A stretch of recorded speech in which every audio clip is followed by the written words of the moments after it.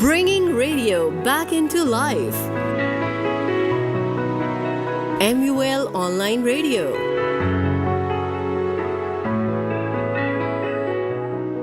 बिस्मिल्लाहिर्रहमानिर्रहीम।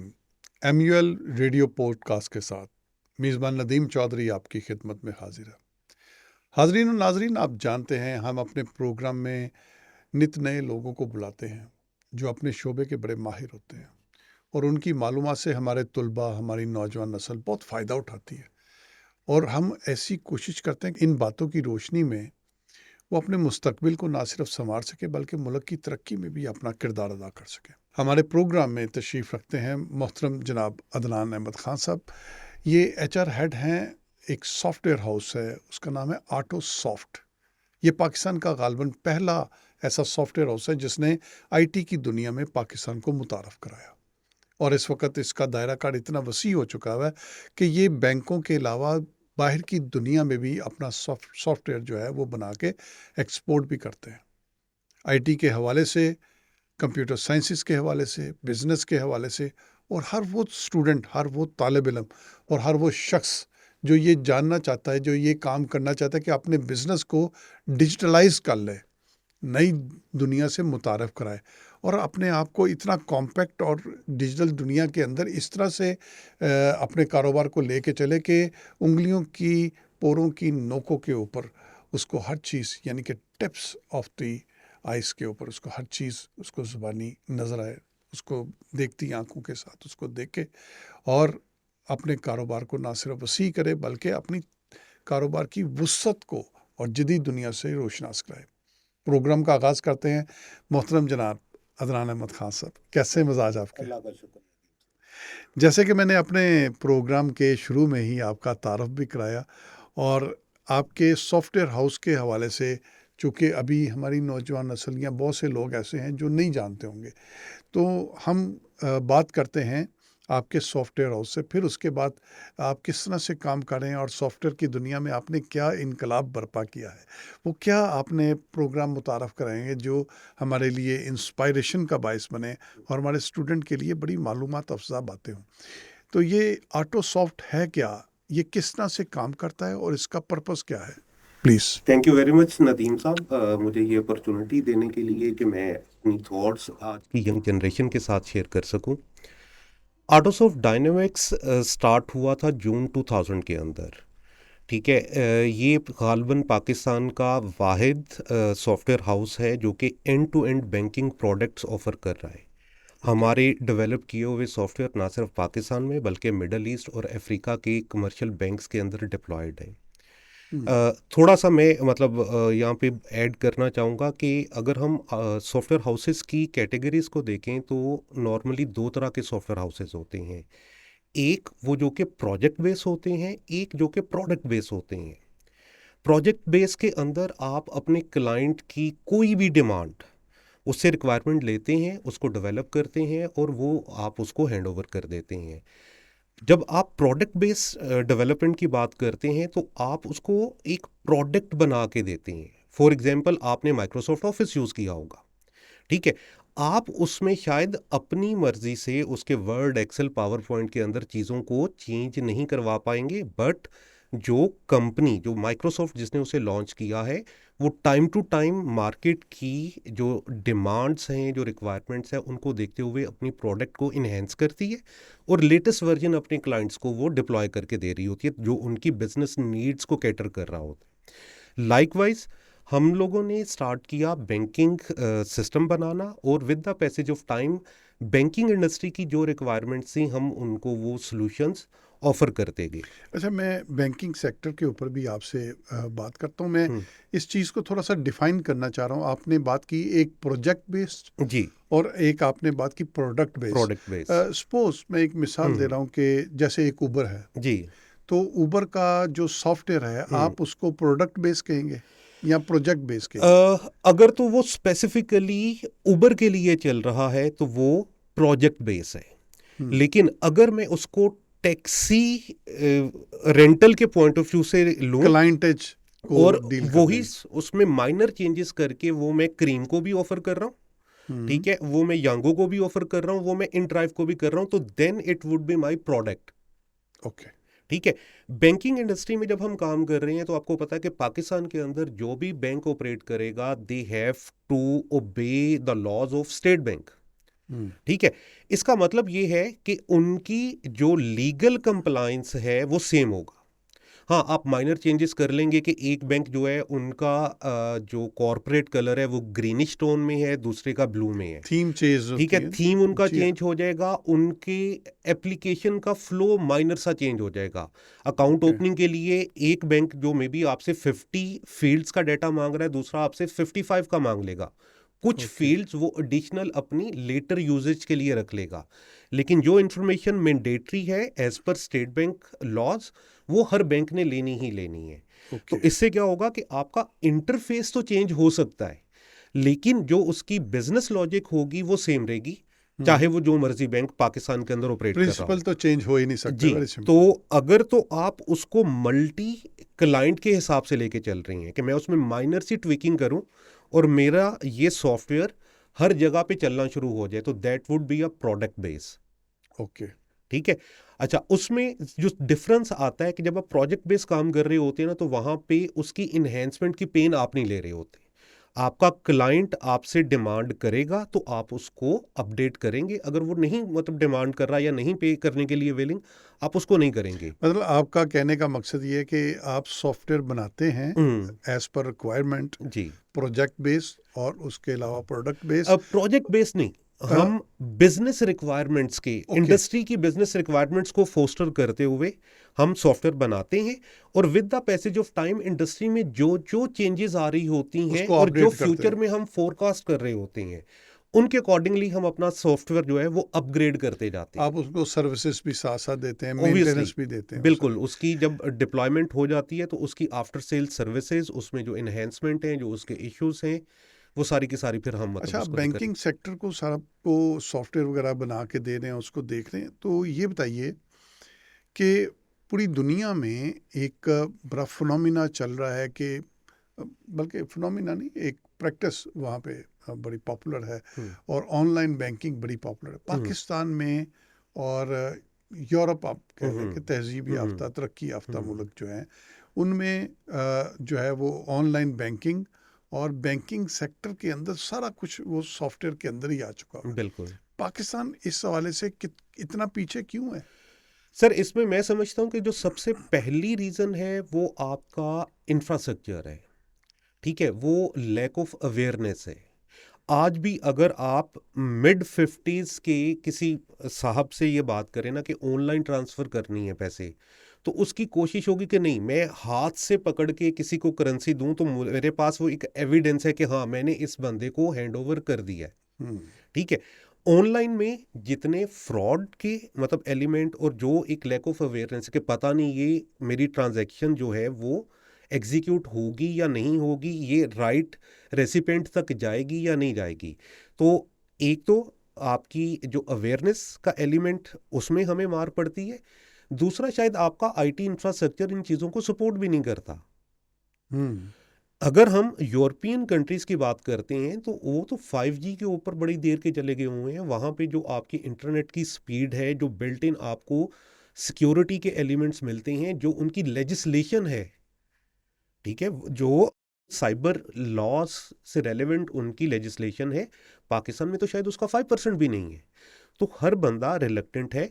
But blessing in disguise, Covid की वजह से हमें जहाँ पे इतने सेटबैक देखने पड़े, पाकिस्तान जैसी इकोनॉमी के अंदर जो एक पॉजिटिव साइन था कि मजबूरन लोगों को ऑनलाइन ऑनलाइन आना पड़ा। ट्रांजैक्शंस की तरफ, ऑनलाइन शॉपिंग की तरफ, मतलब ऑनलाइन का ट्रेंड बढ़ता गया। अभी भी आप देखें कि अगर आपने इवन मतलब आपने गारमेंट्स को परचेज करनी है, आपने कोई शर्ट अपने लिए परचेज करनी है, तो आप रिलेक्टेंट रहेंगे, क्योंकि अगेन वही मसला है कि जी पिक्चर कुछ नज़र आ रही है, डिलीवर कुछ हो रहा होता है। तो जब तक ये कोई ऐसा मैकेनिज्म, कोई ऐसा फ्रेमवर्क नहीं बनता कि जहाँ पे आप उन वेंडर्स को बाउंड कर सकें, क्लाइंट और वेंडर के दरमियान जो ट्रस्ट जो का रिश्ता इन बिल्ट सिंपल होना चाहिए, वो वर्ड्स, सिंपल एग्जैक्टली। वर्ड्स हैं।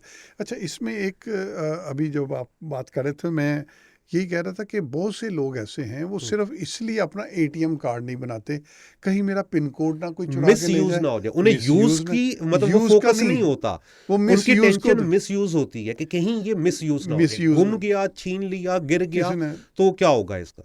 तो इसको मिसयूज। जी। तो इन चीज़ों से किस तरह से बचा जा सकता है, हम्म, एक तो ये मैं आपसे पूछना। जी। दूसरा, जो हमने अभी बात की कि ट्रस्ट नहीं बिल्ट होता, हम्म, लोग इन चीज़ों को मेंटली एक्सेप्ट नहीं करते, गवर्नमेंट हमारे उस सतह पे अभी नहीं जा पा रही, हम्म, और कम से कम बैंकिंग सेक्टर में अगर हम 5G को लेके आना चाहते हैं हम्म। तो गवर्नमेंट कहाँ पे हमें सपोर्ट करे कि हम ये तरक्की के रास्ते हमारे लिए खुल जाएं। सर मेरा नहीं ख्याल कि हम किसी एक स्पेसिफिक सेक्टर के लिए ये डिमांड कर सकते हैं कि इस सेक्टर को आप 5G या इनहांस जो इंफ्रास्ट्रक्चर है उस पे लेके जाएं। ये आपका नेशनल लेवल पे, आप बैंक के लिए वो स्पेसिफिक हार्डवेयर तो यूज़ कर देंगे, लेकिन उसके जो अकाउंट होल्डर हैं, जो उसके एंड कंज्यूमर्स हैं, कोई गांव में बैठा है, कोई शहर में बैठा है, कोई ऑन द गो कोई ट्रांसफ़र करना चाह रहा है, ठीक है, तो वो आप उसको स्पेसिफिक नहीं कर सकते कि ये सिर्फ इस रीजन के लिए या इस सेक्टर के लिए होगा। आपका कहने का आपको गवर्नमेंट अक्रॉस को द ओवरऑल जो है वो कंट्री जो है उसको अपग्रेड करना है, वो एक साइड से स्टार्ट मेजर हो, डिसीजन ग्रेजुअली लेने जो है, पड़े, बिल्कुल। मेजर डिसीजन लेने तो पड़ेंगे। उसमें मतलब फाइनेंशियली भी और पॉलिसी वाइज भी आपको मेजर शिफ्ट की ज़रूरत है। अच्छा, आप एक तवील अरसे से आईटी के सेक्टर से वाबस्ता हैं, हम्म, सॉफ्टवेयर भी बना रहे हैं। जी। हमारा सॉफ्टवेयर जो आईटी की दुनिया से वाबस्ता हमारे स्टूडेंट हैं, हम हम्म, देखते हैं हम्म, कंप्यूटर साइंसेस की तरफ अब पिछले चंद एक सालों में थोड़ा हम्म, सा रुझान बढ़ा। उससे पहले कंप्यूटर साइंस के अंदर, आईटी के अंदर हम्म, स्टूडेंट्स रहा, उनकी तादाद कम थी, अब जी, एक अच्छी खासी तादाद मार्केट में बिल्कुल। आना शुरू हुई। हम्म, पूरी दुनिया को आप देखते हैं, आप सॉफ्टवेयर एक्सपोर्ट भी करते हैं, हम्म, पूरी दुनिया का पाकिस्तान के साथ आप कंपैरिजन करें, हम्म, आईटी सेक्टर में पाकिस्तान कहाँ पे खड़ा है, हम्म, कंप्यूटर साइंसेस में कहाँ पे खड़ा है, हम्म। और हम पूरी दुनिया के मुकाबले में किस तरीके से उस रेस में शामिल हो सकते हैं जहाँ पे जाके हम ये कह सकते हैं कि हम एक तरक्की याफ्ता ममालिक में चलें, टॉप ऑफ द वन नहीं लेकिन टॉप 10 में कैसे आ सकते हैं। सर इसमें मेरा ख्याल है कि सारे स्टेक होल्डर्स को अपना रोल प्ले करना पड़ेगा। इसमें इंडिविजुअल्स भी अकाउंटेबल हैं, इसमें एकेडेमिया भी अकाउंटेबल है, और इसमें आपकी जो गवर्नमेंट्स हैं वो भी अकाउंटेबल है। हम्म, अभी अगर हम देखें तो नेशनल लेवल पे पाकिस्तान सॉफ्टवेयर एक्सपोर्ट बोर्ड एक एंटिटी जो है इस्टेब्लिश की गई है, जो कि प्योरली सॉफ्टवेयर एक्सपोर्ट को फैसिलिटेट करने के लिए बनाई गई है। बट उसके अगर ऑपरेशंस को देखा जाए तो हमें ये देखना पड़ेगा कि क्या वाकई ही वो फैसिलिटेट कर रहे हैं, क्या वो नेशनल लेवल पे ऐसा इन्वायरमेंट ऑफर कर रहे हैं कि कंपनीज ईज के साथ इंटरनेशनल कम्पीट कर सकें। ठीक है, देखिए जब आप डेवलपिंग कंट्री में बैठे हो, ठीक है, तो आपका इंटरनेशनल क्लाइंट वो सिर्फ आपकी क्वालिटी ऑफ सर्विसेज को फोकस नहीं कर रहा होता। कल अगर आपके यहाँ पे लॉ एंड ऑर्डर की कोई प्रॉब्लम आ जाती है, ठीक है, हमें रीसेंट पास भी अगर हम देखें तो जब कभी मुहर्रम का जुलूस है या कोई पॉलिटिकल मूवमेंट हो रही है या कोई भी ऐसी चीज़ होती है, तो हम क्या करते हैं कि हम इंटरनेट सर्विसेज डाउन कर देते हैं, हम मोबाइल सर्विसेज डाउन कर देते हैं। क्या हमने कभी इसका इम्पैक्ट गेज करने की कोशिश की है कि जो लोग इंटरनेशनल सर्विसेज दे रहे हैं, आप पूरी दुनिया से कट ऑफ इमेज हो जाते हैं। हमारा इमेज उनके सामने क्या डेवलप हो रहा है, ठीक है। ऐसे ही आए दिन यहाँ पे जो एक अनफोर्सीन मतलब वो जो चीज़ एक मतलब कभी ब्लास्ट एग्जैक्टली हो रहा है, कभी एग्जैक्टली कुछ हो रहा है, तो वो जो इंटरनेशनल मीडिया के थ्रू हमारा इमेज पोर्ट्रे हो रहा है, तो क्या क्लाइंट ऐसे रीजन के अंदर अपनी डिपेंडेंसी क्रिएट करने के लिए विलिंग होगा? या एंटर होगा, वेरी एंटर होना तो सिंपल। दूर, लेकिन जब आप आईटी की बात कर रहे हैं, मैं एक किसी कंपनी को अगर सॉफ्टवेयर बना के दे रहा हूं, तो बेसिकली अब वो मेरे ऊपर डिपेंडेंट है, वो ट्रस्ट कर रहे हैं मेरे ऊपर कि मैं सपोर्ट करूंगा उनकी बिजनेस ग्रोथ को। लेकिन अगर मैं बिजनेस ऑपरेट करने की पोजीशन में ही नहीं हूं, तो मैं अपना बिजनेस कैसे रन करूंगा और मैं किसी दूसरे को फैसिलिटेट कैसे कर रहा हूँ? बिल्कुल ठीक, ठीक है। बिल्कुल ठीक। जब हम एकेडेमिया पे आते हैं तो हमें अपना जो करिकुला है उसको टाइमली अपग्रेड करने की ज़रूरत है, ठीक है। पाकिस्तान के अंदर इस वक्त तकरीबन कोई 350 से ज़्यादा यूनिवर्सिटीज़ बन चुकी हैं। बिल्कुल है। पिछले 3-4 सालों के अंदर जितना रैपिडली गवर्नमेंट ने चार्टर्ड देने शुरू कर दिए यूनिवर्सिटीज़ को, ठीक है, जस्ट मैं ऐड करता जाऊं कि मैंने अपना कैरियर हायर एजुकेशन कमीशन के साथ स्टार्ट किया था। ओके। ठीक है, तो मुझे थोड़ा सा ज़्यादा आइडिया है बीइंग अ लेमैन कि एचईसी क्या रोल प्ले कर रहा है एकेडेमिया के लिए। उन्होंने फ्रीक्वेंटली जो एक मतलब फ्रीक्वेंसी सेट की होती है कि उन्होंने हर सब्जेक्ट का करिकुलर रिवाइज करना है। एक सब्जेक्ट का अगर करिकुलम रिवाइज होता है तो वो 3-4 साल के बाद उसकी बारी आती है। ऐसे ही है। ठीक है, लेकिन आपकी दुनिया इतनी तेजी से एडवांसमेंट की तरफ जा रही है कि 4 साल बाद जब आप सोचते हैं कि जी मैंने करिकुलर रिवाइज करना है, तो दुनिया उस दौरान कहीं आगे जा चुकी है।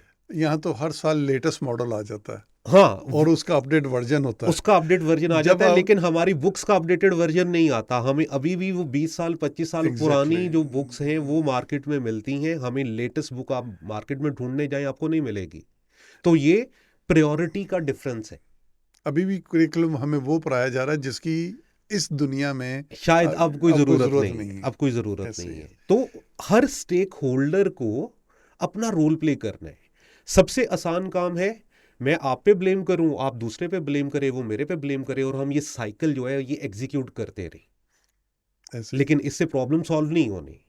प्रॉब्लम सॉल्व होने हैं जब मैं अपनी रिस्पॉन्सिबिलिटी को ओन करूं, आप अपनी रिस्पॉन्सिबिलिटी को ओन करें, बाकी स्टेक होल्डर अपनी रिस्पॉन्सिबिलिटी को ओन करें। अच्छा, ये बताइए, मैं एक छोटी सी अभी आपने जो बात की हुकूमत के हवाले से और रिस्पॉन्सिबिलिटीज के, पिछले दिनों बड़ा शोर भी मचा था कि सॉफ्टवेयर एक्सपोर्ट और इंपोर्ट इसके ऊपर टैक्सेस भी लगे थे जी। और फिर टैक्सेस उठाए भी गए। मेरे ख्याल में शायद इमरान खान की गवर्नमेंट में उठाए गए थे, फिर उसी बाद में भी लगे, फिर उसके बाद काफ़ी इसके ऊपर शोर मचा। आपके ख्याल में सॉफ्टवेयर एक्सपोर्ट के ऊपर या इंपोर्ट के ऊपर क्या टैक्सेस लगने चाहिए या नहीं? अगेन ये एक पॉलिसी मैटर है। आपने ट्रेड ऑफ करना है कि आपको इंटरनल अफेयर्स चलाने के लिए revenue in the form of taxes कितने चाहिए और आपने फॉरेन रिजर्व्स को अट्रैक्ट करने के लिए कितना लेवरेज देना है। ठीक है, ये वाहिद वो इंडस्ट्री है जिसके अंदर कोई रॉ मटेरियल यूज नहीं हो रहा, ऐसे कोई फिजिकल शिपमेंट नहीं हो रही। इवन ये नहीं होना कि आपने हार्ड ड्राइव या कोई सीडी राइट करके तो उसको कोरियर करना है। ये समझे क्रिएटिव फार्मूला, ठीक एक है, फार्मूलेशन ये है। 100% आप अपनी सर्विसेज को सेल कर रहे हैं। एग्जैक्टली। ठीक है, आपने एक इंटेंजिबल प्रोडक्ट बनाई है ओवर द इंटरनेट, वो आपने डिप्लॉय कर देनी है।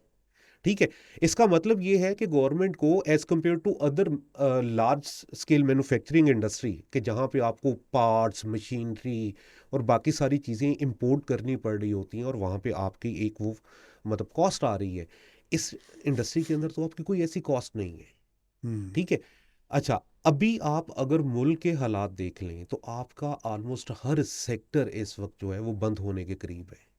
सिर्फ लॉस में जा रहा है। लॉस में जा रहा है, तो वो बंद ही होगा ना इवेंचुअली। अगर आप उसको अपलिफ्ट नहीं करेंगे तो वो इवेंचुअली बंद हो जाएगा। आईटी सेक्टर वाहिद वो सेक्टर है जो कि ना सिर्फ एक्सपेंड कर रहा है बल्कि ये वो सेक्टर है जिसका मोस्टली रेवेन्यू आपको फॉरेन करेंसीज की फॉर्म में मिल रहा है। बल्कि ये अभी नेचुरल ग्रोथ की तरफ जा रहा है। इसकी नेचुरल ग्रोथ जितनी स्पीड अप होगी उस ये पाकिस्तान को अभी उसका फायदा होगा। अनप्लैन्ड ग्रोथ है। ये अनप्लैंड है। अगर इसको प्लान्ड ग्रोथ की लेट तरफ मी लेके जाए, क्लेम एग्जैक्टली दिस फैक्ट कि ये अभी अनप्लैंड। अनप्लैंड है। अगर इसको गवर्नमेंट प्रॉपरली प्लान करे, आल्दो कुछ इनिशिएटिव्स हमें नजर आते हैं, बूट कैंप्स स्टार्ट हो गई हैं, सर्टिफिकेशंस स्टार्ट हो गई हैं, गवर्नमेंट कुछ अपने लेवल पे फैसिलिटेट कर रही है।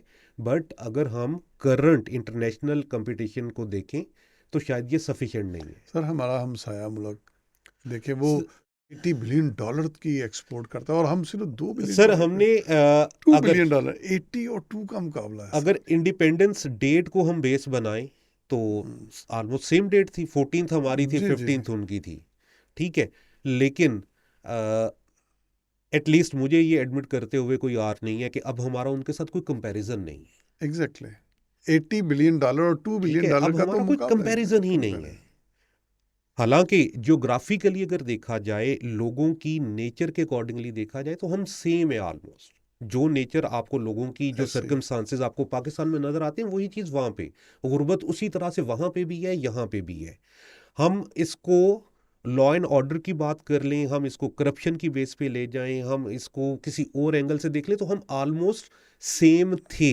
लेकिन अब सिचुएशन ये है कि वो हमसे इतने आगे निकल गए हैं कि अब हमारा उनके साथ कोई कंपैरिजन बनता नहीं है। ऐसे ही। हम पॉलिटिकल स्टेटमेंट तो कोई दे सकते हैं, लेकिन ग्राउंड रियलिटीज तो मुझे तो यही समझ आती हैं।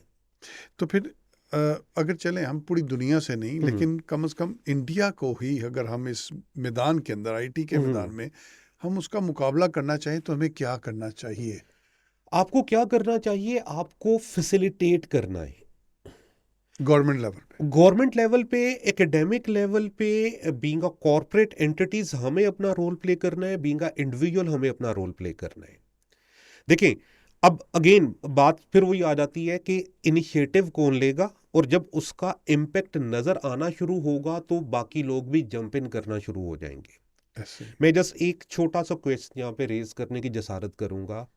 एक बच्चा बड़ी मुश्किल से एफए या बीए या एमए करके अपनी एजुकेशन क्विट कर देता है।